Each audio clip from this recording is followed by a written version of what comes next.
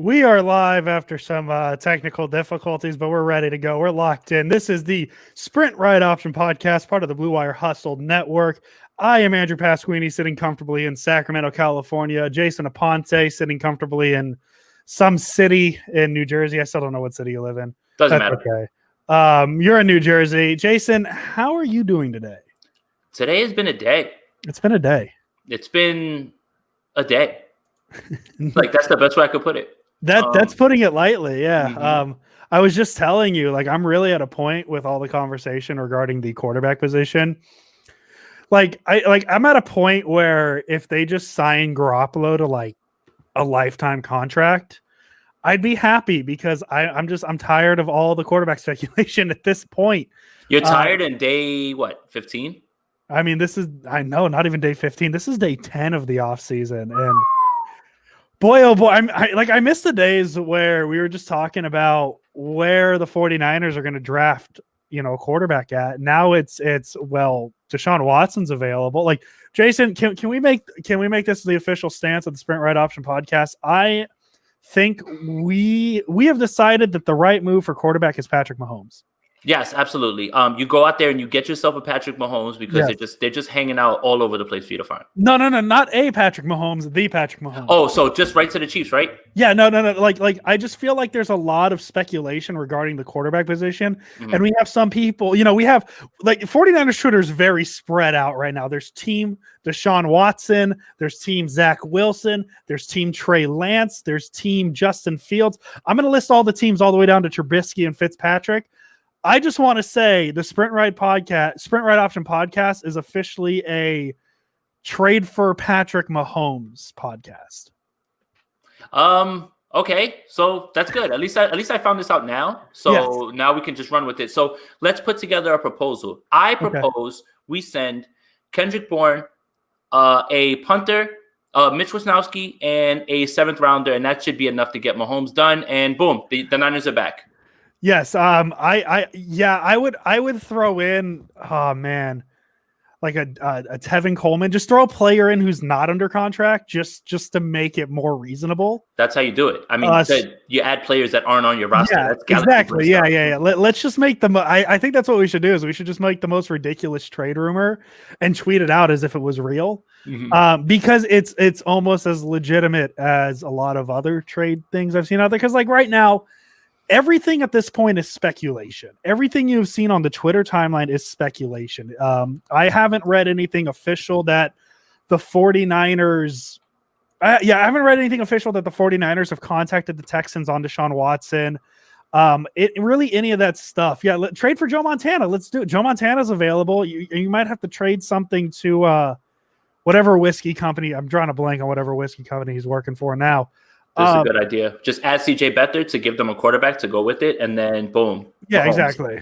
Listen, I'm actually really proud of our listeners right now because this is our first mailbag episode, and this is something we're going to try and make more consistent in different ways. We'll talk about that later. We didn't get a single question on Watson, and I'm very proud. I'm very, very proud of that.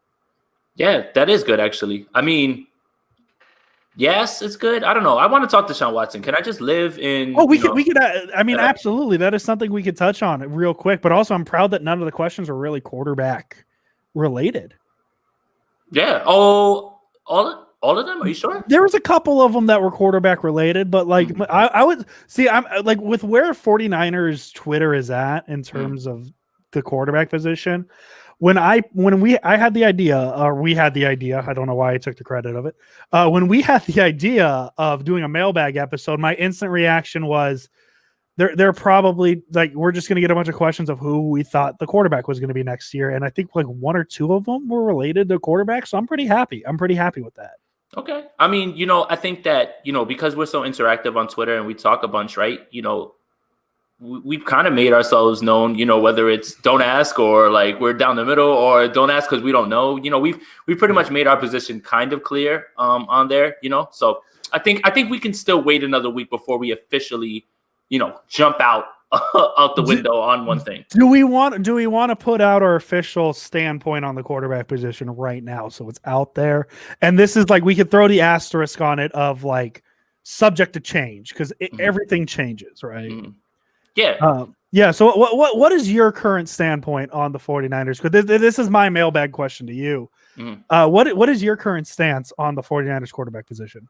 Go get Watson, whatever it takes. Okay. Whatever it takes. I mean, look, realistically, right? Let's just talk about this, right? So, if I'm Houston and I have a top 5 25-year-old quarterback who's a franchise quarterback, yes. I am going to make you pay a premium if I even think of trading him, which I would never do.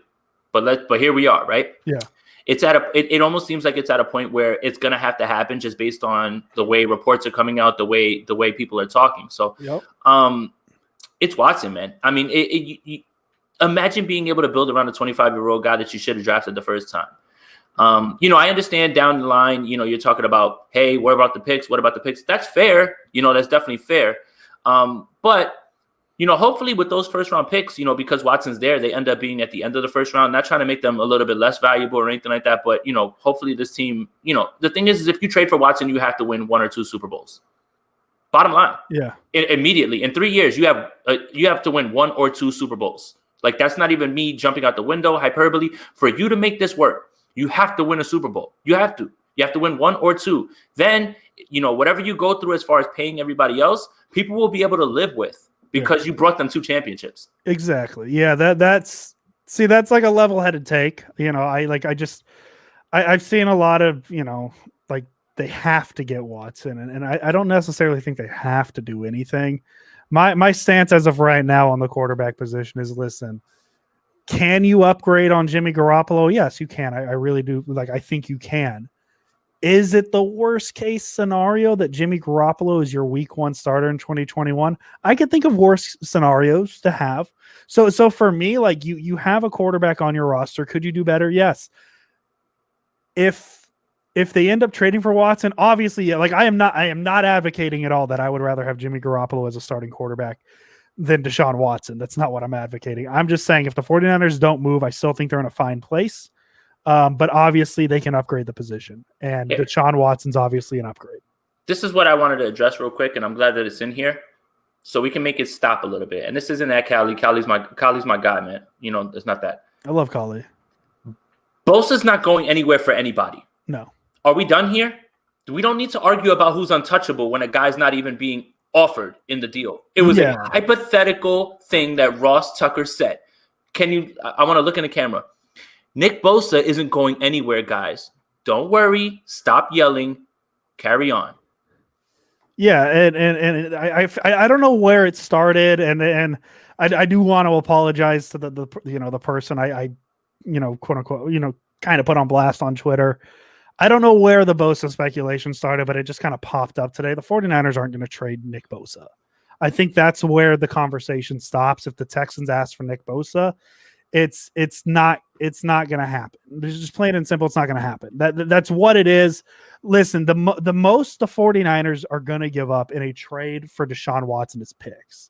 There might be a player thrown in at some point just to kind of just to make it a more balanced trade. Would I be surprised that Garoppolo would be involved? That's logical, right? The Texans would need a quarterback. Mm-hmm. The Niners wouldn't need Garoppolo, so it would just kind of cut out the middleman of having to figure out what to do with Garoppolo. Mm-hmm. So I wouldn't be surprised if that sort of thing happens, like Garoppolo's involved in the trade. But that's all speculation at this point. Everything is speculation at this point. Yes. And we're talking about it for 10 minutes. Everything written in stone. Yeah. We needed to touch on it though, because it's what's going on the timeline right now, and when you hear the reports about, when Andre Johnson tweets anything that's not a Crown Royal ad, you listen, because Andre Johnson never tweets. And for him to step out and say all that for Deshaun Watson on behalf of, there is a pattern with stars being wasted in Houston. Mm-hmm. Andre Johnson, Arian Foster, J.J. Watt, DeAndre Hopkins gets shipped off. Deshaun Watson, this is an ownership issue down, straight from the top down. So this is really, when it's a pattern like that, it's more, they're just a poverty franchise at this point because their ownership doesn't care. Yeah. They have a loyal fan base that is going to turn out at every game, no matter what. Well, and I was reading into the Easterby guy, the guy who took over for O'Brien as the interim GM. And they're like a lot of Texans. I went on the Texans subreddit just to kind of see what they were saying, because it's fun to see what other fan bases are saying. A lot of them are saying, why is Easterby even there? He was brought in with O'Brien. He was friends with O'Brien. He's an O'Brien guy. Why is it when O'Brien's gone, he's still there? And like that's kind of they're up in arms. And you feel bad for a fan base, like that, where what did they trade DeAndre Hopkins for? Like, and I know what they traded him for, but like, what type of player do you have to get to make that value work? Same thing. Like they've had JJ Watt his entire career, and they've never made it past the second round. They were up 24-0 last year against the Chiefs, and that's the closest they've gotten to doing anything in the postseason. The Texans are just kind of a franchise that exists. The Texans are the kind of franchise where if they were playing this weekend in the playoffs or last weekend, I guess, whatever the wild card round is last weekend, they would have been the Nickelodeon game, right? Like that's the kind of franchise they are. Most watched wild card game in the history of the NFL. I wouldn't doubt it, man. Listen, the Nickelodeon. Oh man, the Nickelodeon broadcast. Nickelodeon broadcast, Bravo broadcast, in housewife form, anything like that. If the NFL's smart and they want to make money, you need to start putting this on. You need to start putting this product in front of people with different knowledge or different interest levels. And I actually want to touch on the Nickelodeon broadcast real quick, and then we'll dive in the mailbag because we're 11 minutes in. Yeah. If you have somebody who's interested in watching football and wants to learn the game of football, the Nickelodeon broadcast did a fantastic, like A+ job breaking everything down. And yes, they dumbed everything down to where a kid could understand it. Like they compared every penalty to spun. They lost me at Young Sheldon. I'll be honest. They lost. Really? I thought that was good. I thought I don't like it. Anything Big Bang Theory can just stay off my TV. Oh, okay, my bad. Yeah, it's not even necessary. I liked having like Young Sheldon explain things, but like I just don't like Big Bang Theory. So now I know how to trigger you. Got it. Thanks. Yes. Yeah. Oh yeah. Very much so. I thought they did a great job explaining the game of football. Nate Burleson was great. Noah Eagle was great. Yep. I don't know the kid's name that was in the booth, but I felt like she added a level to it because she was good. If I understood correctly, she didn't know much about football. Yeah. So she was asking questions that people at home who were watching football for the first time were asking, and like. Even something as fun as her reaction to the first punt of the game, like her mind was blown that a guy could like kick a football that high, and like we need that stuff. And then like the added bonus that the MVP was Mitch Trubisky, and that's excellent. Let's talk about quarterbacks. MVPs: Mitch Trubisky 1, Patrick Mahomes, Deshaun Watson 0. Every quarterback in the league, and it's even and don't say the MVP is illegitimate because. If you go to Mitch Trubisky's Pro Football Reference page, it's listed. It's legitimate. It's trophy. I bought a shirt, so I'm excited. Are you okay? We got to the point where we're talking about the MVP. We got a lot of questions. Let's do it. I'm excited. And, thank you for everybody who submitted. That's awesome. Like at first we didn't know how many we were going to get, but we got so many that, unfortunately we might not be able to get to all of them. But, it's good to know that you guys have questions and you want to hear from us. So, this will be the first of many. Well, yeah, this is not going to be the last mailbag we do. And I guess just to touch on that, the idea with the mailbag is it's going to be a once a month thing that probably is going to be audio only. We wanted to do a live stream for the first one just because it was our idea for the show, but especially during season, it might become just an extra episode that's audio only. So just want to throw it out there. Let's start. Kobe at Bay Kobe asked, why do the 49ers try to lowball their best players? So you went right out of the gate with one of the more complex. I'm just going in order. I mean, my brain won't work if I try and go out of the order of they were asked. Okay, so that's a really good question, right? Because that's been floated out there, especially with the Trent Williams news, right? Like this is gained more steam about the idea that when guys come to the negotiating table, they somehow get hit with a lowball offer. Well, some of it can be seen as good business, and in a way it might be. Sometimes it comes off insulting, and that's when I start to get scared. That because you can really, kill a negotiation with your first offer. Because your first offer should be somewhere in the middle of where like you should be able to go higher than that, but it's just a jumping off point. And for you to start that low, it's disrespectful, So let's just say in the case of Trent Williams, because we don't know what was said. We just know that they were trying at the end of the year to get it done. They didn't get it done, but he's still in play, right? So they just had for me that's initial initial response, right? Like initial meeting Yep. and things like that. But I'm scared when you insult the player, and you have to really hope that that player wants to be here, right? Because at the end of the day, and I'm always pro player. If you're after your money, get it, because this league doesn't love you back. So make as much money as you can. I'm never against that. So it's delicate. It's tough. Like with this lowballing thing, it looks like it's good business because you don't put yourself in a bad position with a bad contract, but also it's kind of insulting to a guy who's like done it for a bunch of years and say, listen, we're going to give you 1 year of this, and then every year you can be cut. It's hard to go and the word's out when people come to negotiate with the 49ers, they already know that those are the type of deals that they're offered. Right. So that's why you see contracts sometimes with more money up front, because they're just giving that money and then they're giving themselves outs after the year. So it's delicate, man, on my part.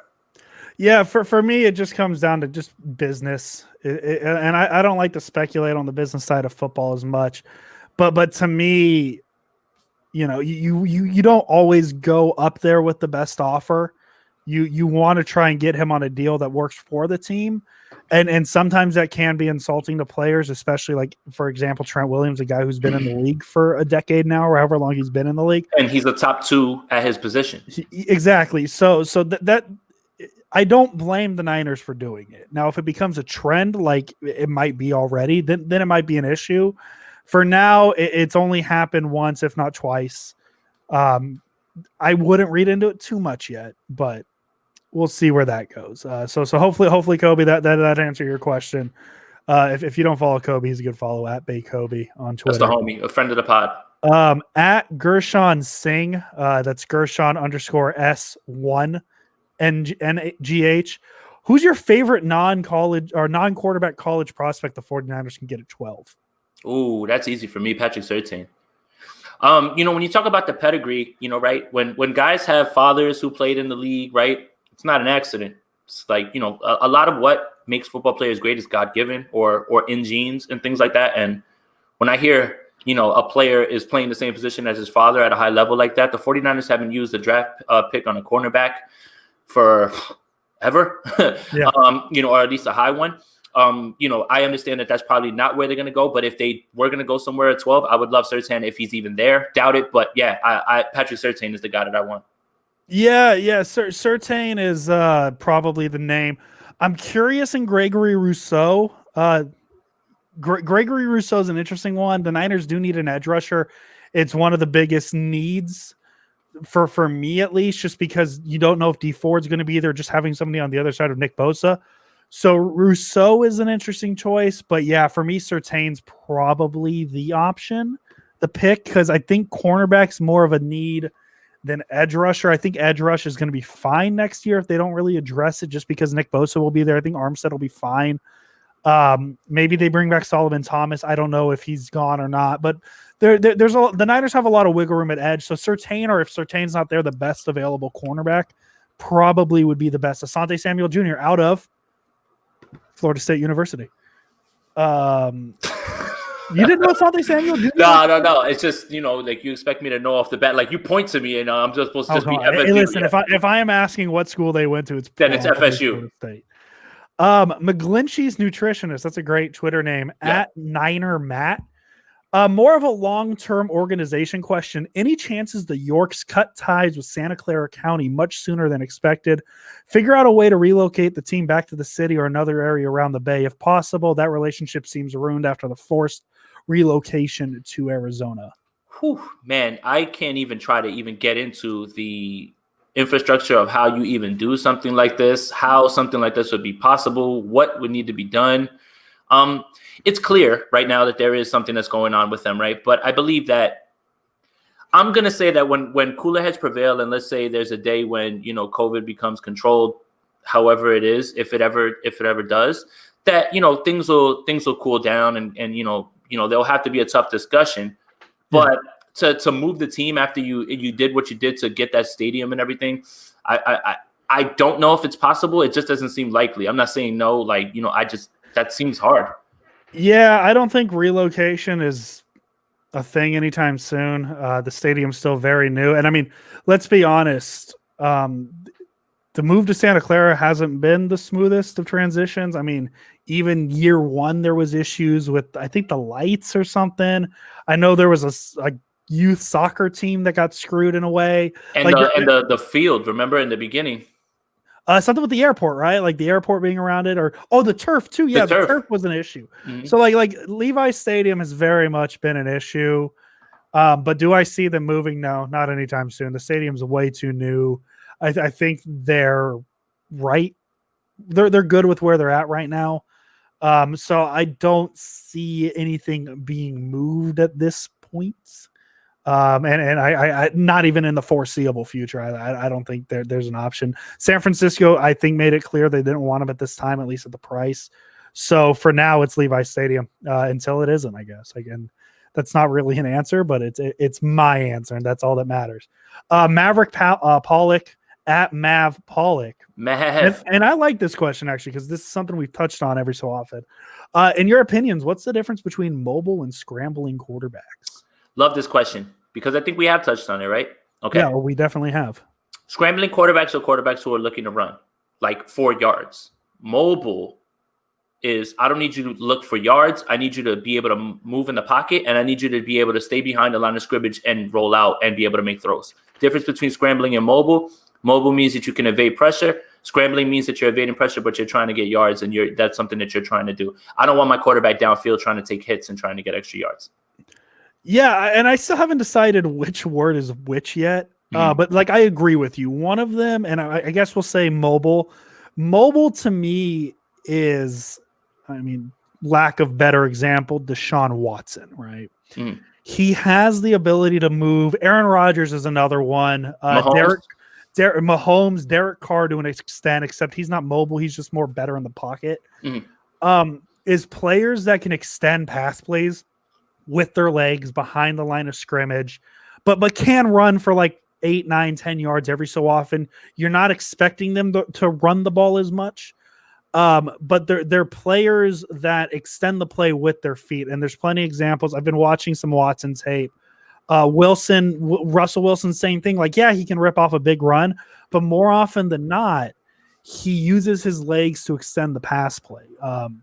Where scrambling quarterbacks, those are more your like Mike Vicks, your Lamar Jacksons, like guys who can rip off big runs on pass plays. And obviously, I think being like, if we're putting this on tiers, scrambling is better than mobile because scrambling quarterbacks are also mobile. They can move behind the line of scrimmage and extend plays with their legs, but they're not necessarily looking at, mobile quarterbacks aren't necessarily looking to rip off big runs, where scrambling quarterbacks are looking to rip off big runs. So that's really the big difference. And for me, the 49ers just need a mobile quarterback. I'm not asking for a Lamar Jackson type. I'm just looking for a guy who could extend the play in the pocket, move the pocket a little bit. Like that's all I want. That's all I want for Christmas, man. Like, it's just a quarterback who can move behind the line of scrimmage. And like Garoppolo has shown he can do it every so often. He'll leak it out that it happens. But with all the leg injuries, it's going to be tough to see him consistently do it. Mitch Trubisky's another one, right? Trubisky, I would put him more in the scrambling category because he can rip off big runs. But in the Niners offensive system, he'd probably be more of a mobile quarterback. So that's really the big difference to me. I just want a mobile quarterback. That's all I want. Right. I mean, name a quarterback who can get 40 yards on 3rd and 37 other than Jet. Yeah. Exactly. No, the Niners already have their scrambling quarterback. It's Jerick McKinnon. That's it. We gotta see if we get McKinnon on the show. We have to, man. I think we've shown him enough love. I think that after I tweeted, when we did the fake crush tweet, it actually tweeted at him, and I'm sure he probably looked at that like, I have no idea what this is, and why is this guy so weird? I just needed to be known that we don't make fun of that play because we hated it. We make fun of it because we love it. We love it. That's why. We love it. Like us bring. I feel like I need to say it every week because there's a lot of negativity on 49ers Twitter. But no, we mentioned McKinnon out of the Wildcat out of love. That's a doozy for you sometimes, huh? I don't know why I can't say McKinnon. At Leo Luna. God, now I can't talk. At Leo Luna 93. Considering the cap situation, who would you like to see the 49ers sign in free agency someone that wasn't on the 2020 49ers roster. Oh, I love this because I get to play fantasy football with this one. Andrew, you go first though this time. You letting me start, or do you want me to start? No, I can start. I'll say Curtis Samuel. Oh my God, I should have just started first. Well, I'll let you take the real answer, but that's the name I've seen a lot. Oh, yeah, and I haven't really looked at the free agency list as in depth as I should. But that's the name I see popping up. I think Curtis Samuel will actually work pretty well in the 49ers. If they don't bring back Bourne, if they bring back Bourne, I don't see the purpose of bringing Samuel in because they're fine. Receivers like the last position I would address on this team. But Curtis Samuel in Shanahan's system would be pretty fun. Samuel as a number 3 receiver is a massive upgrade over Kendrick Bourne. Yeah. No disrespect to Kendrick Bourne. None. And this also comes from a biased place because Curtis Samuel is one of my favorite players in this league that doesn't get enough love because his quarterback air mills him 20 yards over his head when he's wide open. When you watch the film, Curtis Samuel is open all over the field, no matter who the quarterback was. He just wasn't being hit. This year, you saw the Panthers make an effort to get him the ball from behind the line, line him up basically like Debo. Apparently the Samuel boys, both of them, Debo and Curtis, and that's another reason you have to do this move on name value alone and the things that you can add with the Samuel brothers, but they're used the same sort of way. When the ball's in his hands, he's hard to tackle, he's elusive, he's fast. I just don't understand why the Panthers tried to make him a deep shot guy before Joe Brady got there. So yeah, and I guess the other name I would be intrigued that I know is a free agent, and to me, it addresses a need. The 49ers have really struggled at this position the past several years, and it makes it hard, especially with kind of the situation they're in. But Jameis Winston's a free agent. The 49ers could use a backup quarterback. They've really struggled at the position the past couple of years. So I'll throw Jameis Winston's name out there too, just for no reason other than I think he'd be a good fit, and definitely not because I love him and he's my favorite player in the NFL. Well, that's the same thing with Curtis Samuel. But I have one more name to float out there, an actual real name. Let's do it. Corey Davis from the Tennessee Titans. So that's an interesting one too, yes. This year, he actually really broke out. So it's funny, the Titans didn't pick up his 5th-year option, and then this year he went crazy and actually lived up to that potential, right? So I'm not certain if it's so much because A.J. Brown draws so much attention, Corey Davis was able to fulfill his potential because, his comps were, Terrell Owens, but it never really – see, what I attributed what happened with Corey Davis was bad quarterback play.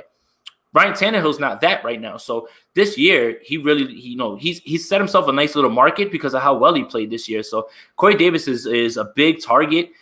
He kind of doesn't fit what the other receivers are. So it gives them a contested catch guy in the end zone, a bigger guy who can go up and get 50-50 balls. So Corey Davis is a name to keep an eye on because I love the talent, and I think that he'd be great here if there is a potential upgrade at quarterback. I'll give you a real name too, just because I'm just giving an eyeball of the current free agency list. Ryan Kerrigan, I think that's an interesting name. Addresses the edge position. He's a proven player. He can step in. I know he's up there in age. He's 33. But yeah, I think Ryan Kerrigan would be a good move just because he was already kind of rumored to the 49ers around the trade deadline. The Niners were interested in him. I think it would make sense to bring him in for a look and see what he can do still because they're going to have to replace Steve Ford. That's one that makes sense to me. Another name I'm looking at, Tristan Vizcaino. He's a kicker. Thank you for that. Thank you. I had to get that one out there. Thank you. So there's a couple names that I would float out there. But as I said, I haven't looked too deep into free agency yet. When I do, I'll probably write something, which by the way, we'll touch on that. This one's actually really good too. Chris Banjo. Yeah, but that's a good name. I think there's some good names out there that could be intriguing for the 49ers. Vish Kumaran. We love Vish. Vish, good guy. Why is Matthew Stafford going to be the 49ers quarterback? Not is Matthew Stafford, but why is Matthew Stafford? So we'll play it at that angle. Why? And I'll adjust it a bit. I'll adjust it. Why is Matt Stafford a good fit for the 49ers? Oh my goodness. All the throws, manipulates the pocket, tough as nails. I mean, I don't know what more you want. Like, I don't see how people look at Matthew Stafford and say that that's not an upgrade or I don't want that. Like, that's just insane to me. I mean, this Watson news and this Stafford news made me go and watch those guys. And when I watch them, I'm just like, my goodness, I want one of those. Where, where do you get one of those? And honestly, I want this purely for the happiness that it would bring Vish.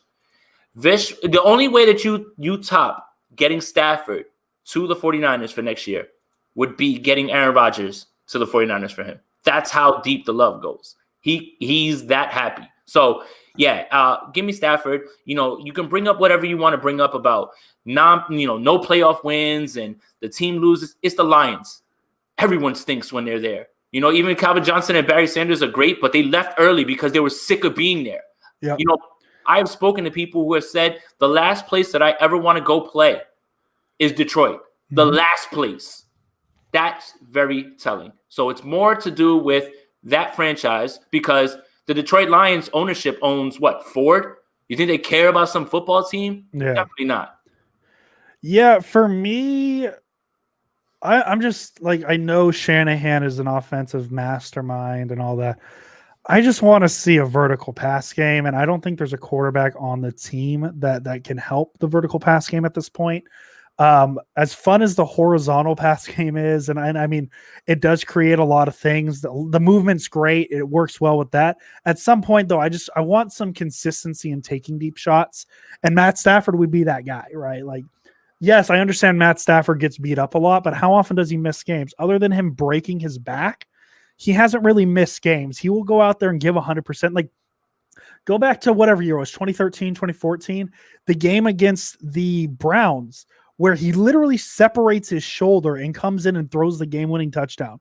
Like, that's the guy he is. And so for me, like, Matt Stafford would be perfect for the 49ers. Do I think it's realistic? I don't know yet. I don't know, because outside of what the 49ers Twitter has said, I haven't seen much in terms of the availability of Matt Stafford. So I don't even necessarily know if he's available.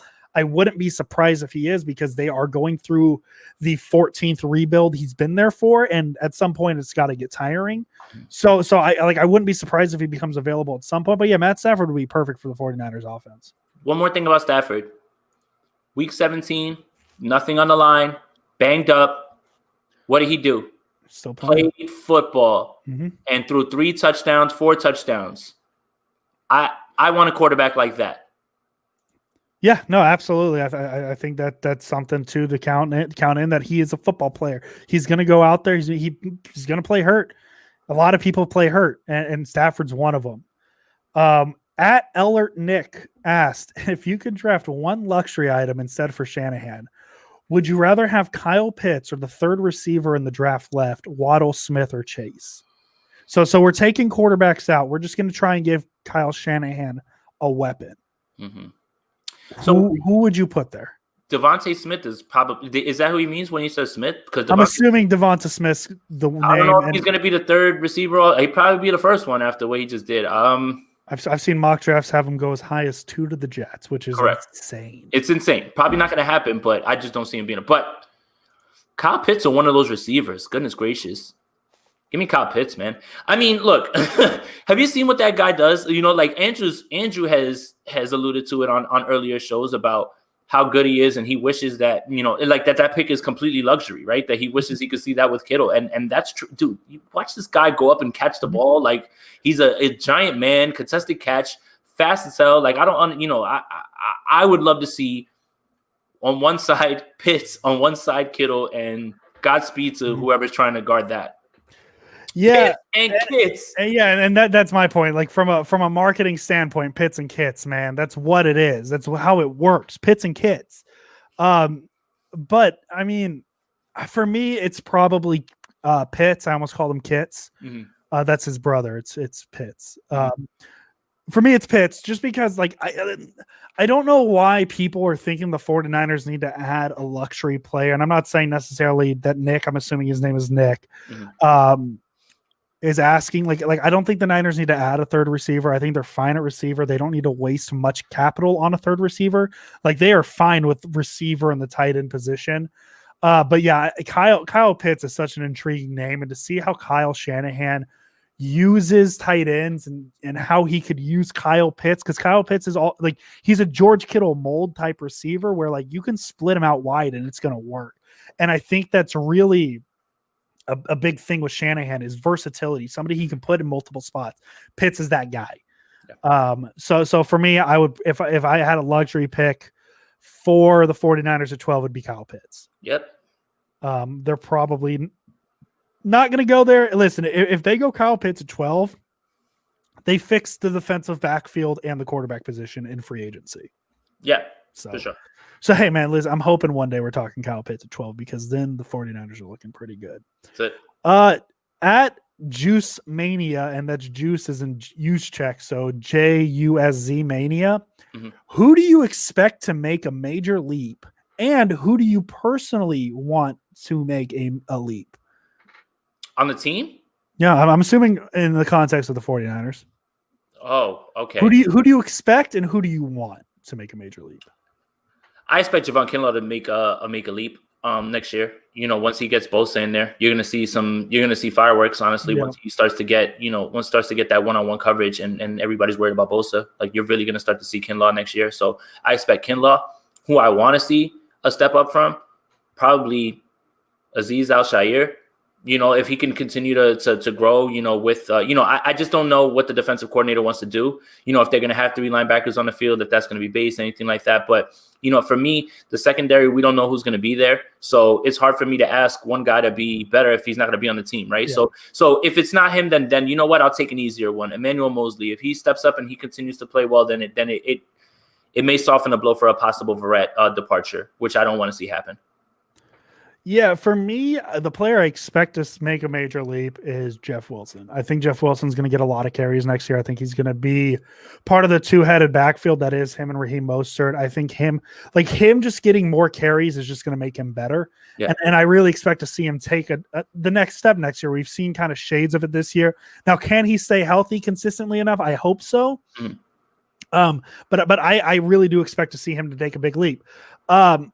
Who I want to make a big leap, and I'm answering this strictly on who is on the 49ers roster right now, Jimmy Garoppolo. Like, a leap for him would be jumping into the top 10 quarterback conversation, right? Like, right now, I put him very much at the middle of the field. If the 49ers choose to keep Garoppolo, I think everybody wants to see him make a leap next year. And if he can make that leap into top 10 quarterback position, the 49ers are winning a Super Bowl next year. Like, let's just be honest. If Garoppolo can play like a top 10 quarterback, they're winning the Super Bowl next season. That's what it is. Yeah. Yeah. I mean, that's a good take too. I think we've gotten carried away with all the scenarios on Watson, Stafford, we just forget that Jimmy Garoppolo is still the quarterback of this team, and there's a chance that he will be the quarterback of this team next year. I would say a higher chance that he is than he isn't. And a much higher chance of Jimmy Garoppolo being here than Deshaun Watson. Sorry, guys. Yeah, let's be we don't want to be the bearer of bad news, but Jimmy Garoppolo's on the roster. It doesn't cost anything to trade for him. Let's just be honest. Just keep that in the back of your mind with every quarterback that's of it. Unless like Matt Stafford gets cut, unless there's a very surprise release, don't get your hopes up too high. That's all I could say. I would say the same thing. At Hugh Tomasello, there he is. Asked, are you comfortable with Tarvarius Moore starting alongside Jimmy Ward week 1 in 2021, or do you want to see the team make a move at strong safety? So I like Jimmy Ward in the spot that he's in. Shout out to Jimmy Ward. Today he posted my oddball stat, and it was pretty cool. Today's been a cool day, honestly. That's why I said today's been a day. There's been a lot of ups and downs. Jimmy Ward and Tarvarius Moore, they offer two very different things, right? Like, Jimmy Ward is as sure as a tackler there is clearly in the league, right? Lowest percentage, 2.7. The only thing that I want to see from T. Moore is that sometimes he has coverage lapses, whether his assignments to be in the flat or to be in a certain, part of the field deep. He misses some of those, and that's why sometimes you see some of those bigger plays. He has the talent and closing speed to drift back and come up and play, as we saw in the New England game. They moved him around in the box. He was making tackles all over the field. They utilized him in a way that they never really utilized Jimmy Ward or Jaquiski Tartt, to be frank. And it's because I guess it's because his speed, right? So, yeah, I mean, I have no problem with it. He just has to cover up those gaps sometimes, like in the Arizona game, right? On the Palms coverage. Sherman carries his man up the field, but T. Moore has to be over there on the top. You can't make those mistakes. Those are touchdowns. Those are going to lose you games. So Tarvarius Moore has to really step up when it comes to the coverage things, and he has to remember his responsibilities and just dig into the playbook a little bit more. But he has the talent to do it. Jimmy Ward is as solid as it comes, as you can see. Yeah, for me, Moore is probably the best option they have, unless they bring back Tart, which I don't know how likely that is at this point. But I'm fine with Moore stepping in and being the safety next to Ward. He is a little green, and you would hope that COVID is not necessarily as much of a thing come June. So you get those OTAs, you get those training camps, you get those preseason. It is year 4. It is year 4. But I think there is differences in when Jaquaski Tart's there as the safety one. He's getting more reps than Moore. So I think a lot of things can get cleaned up with Moore if he gets to play more. And I mean, excuse that pun, I guess, but yeah. So for me, I think playing time can help him, and for me, I'm comfortable with Moore being next to Ward at the.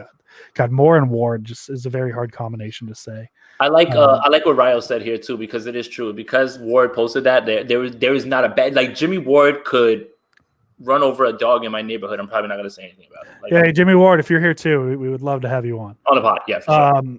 At Steven at Cash Maine. That Cash Mahne. He asked kind of a joke question that we were going to take, but he actually asked a pretty good question. Yeah.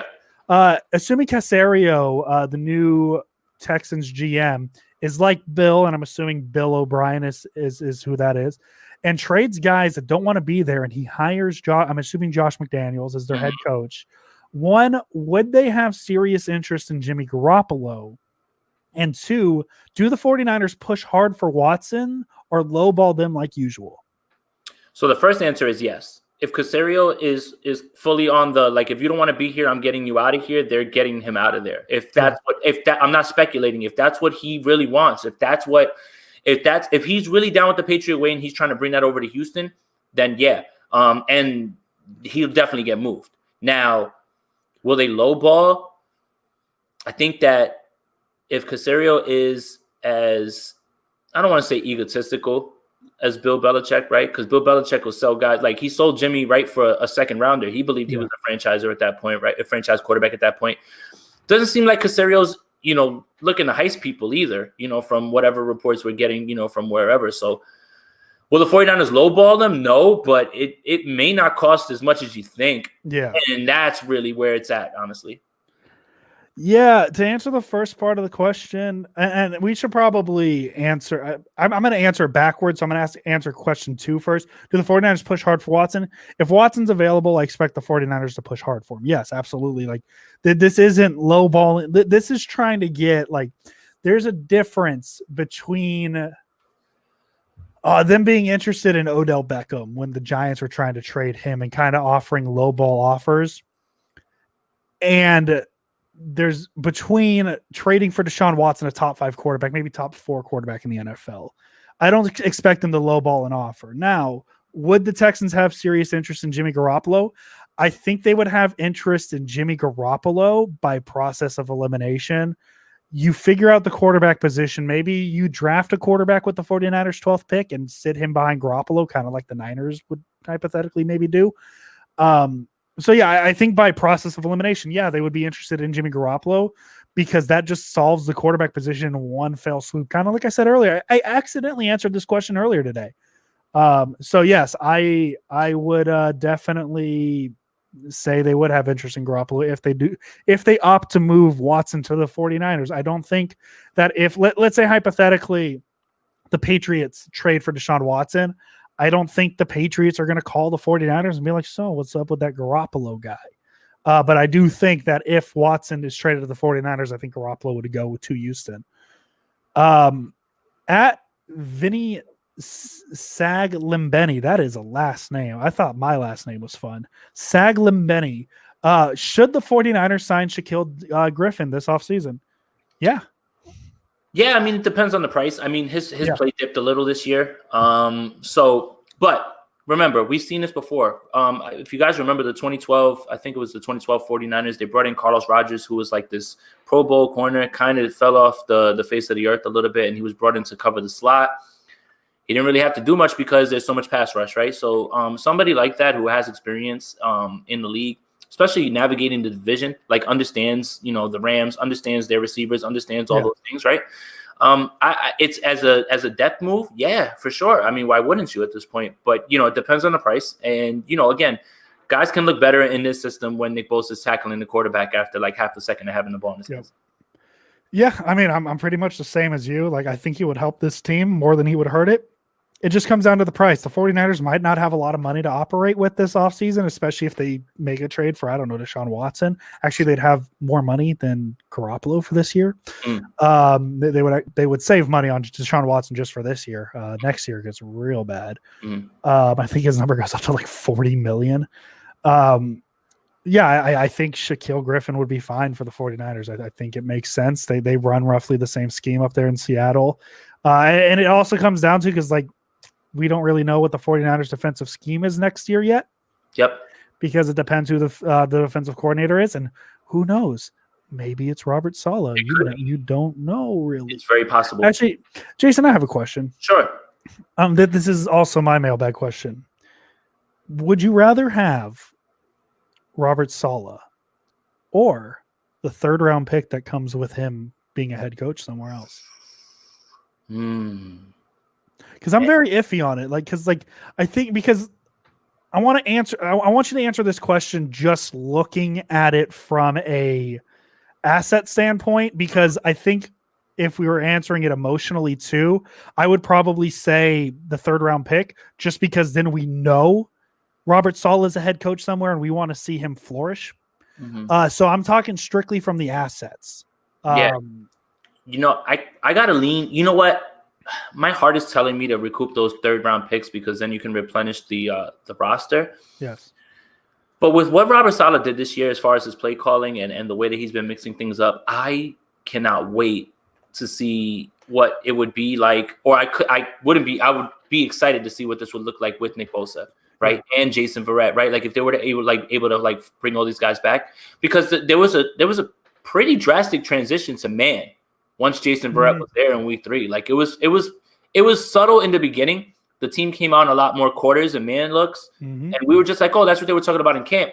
And then slowly they kind of shifted their way towards man more, especially because they had the personnel to do it. That's the thing, right? That's what I give Saleh so much credit for this year.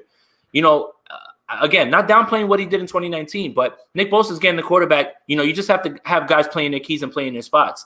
Here, he had to dial up the pressure from different places while putting in different things schematically. I think he did a wonderful job this year. Now you start to mix in that sort of play calling IQ because of what you've been stripped down to, and think about what that is now when the roster's full and Nick Bosa's there getting into the quarterback. So if Saleh's here next year and everybody comes back and they run it back with this defense, or make some improvements along the way, they're the number 1 defense in this league, no question. Yeah, and then if Jimmy Garoppolo takes a step into being a top 10 quarterback, it's a Super Bowl team. Like, let's just be honest, right?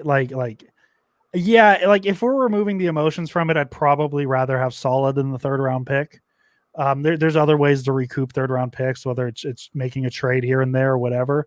I think the value of what Robert Saleh brings to this team is why teams are looking at him to be a head coach. I think that's pretty obvious, right? Like, there's a reason that all 6 openings have, I don't know, 6 of the 7 now, because I don't think the Texans brought him in. So 6 of the 7 openings have interviewed him. There's a reason.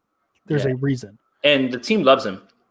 Like you don't have to listen to quotes. Like realistically, the players in this locker room, they love playing for Saleh. So that don't discount that either. And it has to be said about the entire coaching staff. I think it's pretty obvious this team likes this coaching staff.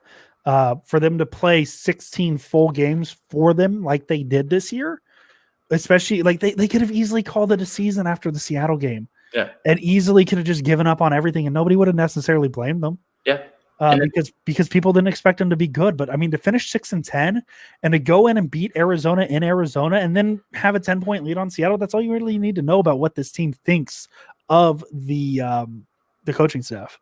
Right. And then when you hear Kyle Shanahan say, I hope teams are stupid and don't sign him, That's Kyle Shanahan saying that about Saleh. Like he knows that it's time for him to get a job, but he would love to have him back, you know. And you know what? It's true. I did see in the comments, D'Amico runs the same exact defense. You know, that's fine. You know, that would be fine. But I'm talking about playing for the guy who's like, you know, he's the juice for them, right? Like there is no more Quan Alexander, right? All the energy they get pretty much at this point is from him, you know. So that can't be discounted either. So last question we have here. Okay.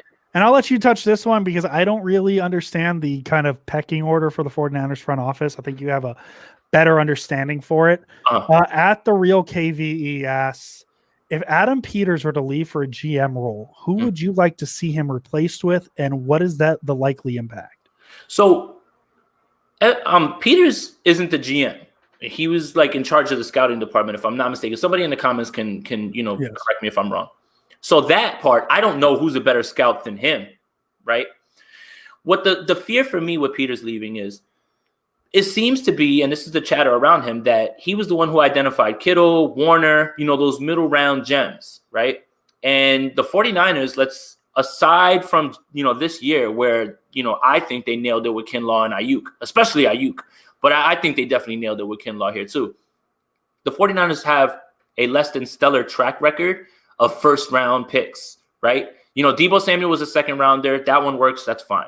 You know, I don't have to go through the names. You know, you guys know them, right? So how many of those picks were Lynch? How many of them, like the Solomon Thomas pick, we know that's Lynch. That's Stanford. That's all he ever talked about, right? And you know, like he just went and that's his alma mater. That's his pick, right? But if Peters is the one identifying All-Pro Fred, best tight end in the league, you know, that's and at where they got them, right? So when you get them in the third, fourth round, wherever you get them, the price goes down.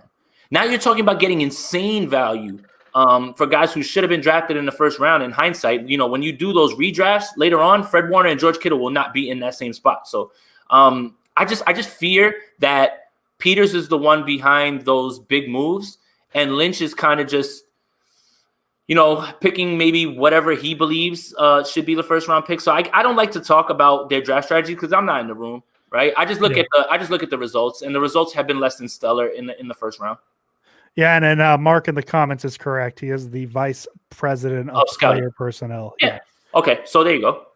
So there you go. I don't, as I said, I don't feel comfortable answering that question just because I don't know the pecking order of the 49ers front office as well as other people do. So I'm just going to abstain from that. And that's the last question we had. So there's your first mailbag episode. We got 52 minutes of it. As I said, we're planning to make this a monthly thing at least, and it's probably from this point on, it's going to be audio only. So we won't be doing live streams. As I said, so I guess since it makes sense to talk about it, our plan is, I said it last week, we're going to try and transition to a Monday, Friday show as opposed to Wednesday, Friday, just for the regular season. And then those mailbag episodes will come out Wednesdays on the Spotify and Apple podcast links. It won't be a live show or anything like that. So we just get it out there. Jason, do you have any announcements that you have off the top of your head? I feel no, I'm not setting him up for anything. This is just me genuinely asking, like, hey, do you have anything you want to announce or say? No, I mean, look, guys, I don't know why we keep saying things like this because it seems like it falls on deaf ears, but just let's chill out a little bit on the timeline, okay, guys? Especially because we're yelling about things that aren't happening, won't happen. Just like, you know, if you want to yell about which quarterback you like in the draft, cool. Those are guys that are going to be taken in the draft. Yeah. Yelling about Nick Bosa being traded for Deshaun Watson when that's nowhere near being a possibility, stop. Exercising futility, guys. There's a lot more for us to argue about. Like why Robbie Gould should be cut and we should bring Tristan Vizcaino back. Sorry. Everything at this point is speculation. Yeah. That's all it is. We don't need to talk about things. I mean, it's fun to talk about it hypothetically. Don't take anything seriously until you see a Schefter or a Rappaport tweet about it. That's really it. And I love our Sacramento too, the Sac beat. I love our local beat writers, and they are in the know too. So if they say something too, you know, take it as you may. Just there's a lot of speculation out there.